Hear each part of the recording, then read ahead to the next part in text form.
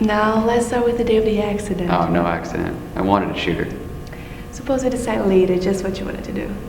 Silly.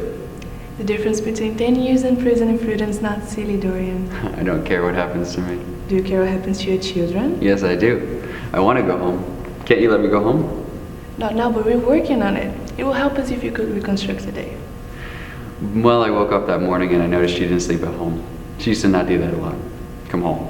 Did she ever offer any explanations for her behavior? Certainly. She told me to shut up and mind my own business. I see. Well, but that day I got mad. Well, I got worried. Well, I got mad. Because it was the fourth night in a row she didn't come home.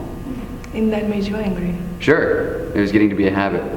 So I sent the kids off to school and I bought a gun at the pawn shop I go to. They even gave me a manual on how to use it.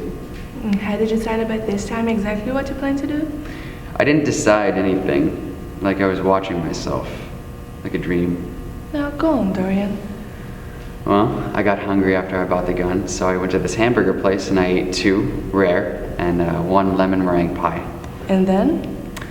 And then I called Beatrice. I said I really wanted to see her and if we could have lunch that day.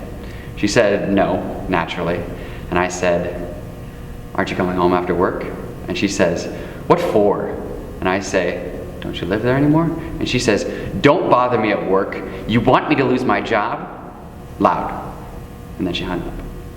And what did you do?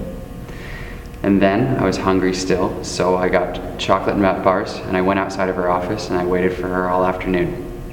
I kept eating the chocolate bars, waiting for her to come out. And then I followed her, and then I shot her. And after you shot her, how did you feel then?